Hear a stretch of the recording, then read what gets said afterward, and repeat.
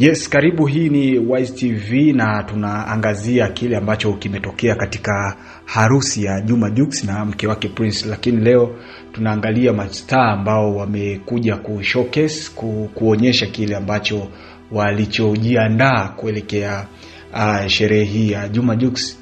Diamond Platinum walikuwa ni miongoni mwa wageni ambao walionekana au kuja katika harusi hiyo, na wameongea maneno mengi sana kuhusiana na ndoa ya Juma Jux ambayo ilikuwa ni very positive, na kumsii katika kuangalia namna gani ambavyo anaweza kuhakikisha ndoa yake inachukua muda mrefu na inakuwa yenye amani na furaha. Lakini mbali na Diamond Platinum kuzungumza mambo mazuri kwa Juma Jux, lakini Juma Jux mwenyewe katikati ya harusi yake amemzawadia mke wake Prince gari aina ya Range, na yeye amedai kwamba ni zawadi ndogo.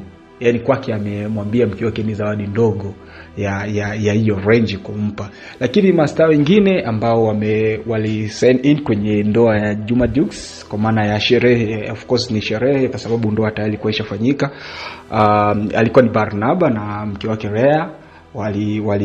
Walikuja vizuri, waliingia vizuri kwenye red carpet kwenye harusi hii ya Juma Jux. Lakini pia kuna na Real na Naika, tunajua kabisa wana represent kampuni yao ya Navikenzo, kwa hiyo walikuwepo na wametoa ujumbe mzuri sana kwa Juma Jux. Lakini pia Kusa alikuwepo pamoja na Auntie Ezekiel, hawa tunajua kabisa ni wapenzi, na walikuja kupendeza na wakashauri kwamba Juma Jux ana kila sababu ya kuhakikisha ndoa yake inadumu kwa kuwa mpole na kufuata maelekezo na miongozo ile ambayo inashauriwa katika dini, ili kuhakikisha ndoa yao inasonga mbele. Lakini pia J Melody alikuwepo na wasanii wengi kibao ambao walisign in kwenye sherehe ya Juma Jux. Kwa hiyo hayo ni moja kati ya mambo na mastaa ambao waliohudhuria sherehe hii na kile ambacho kilichotokea. Usisahau kusubscribe YouTube channel hii ili kuhakikisha unapata kujua kila kitu ambacho kinachoendelea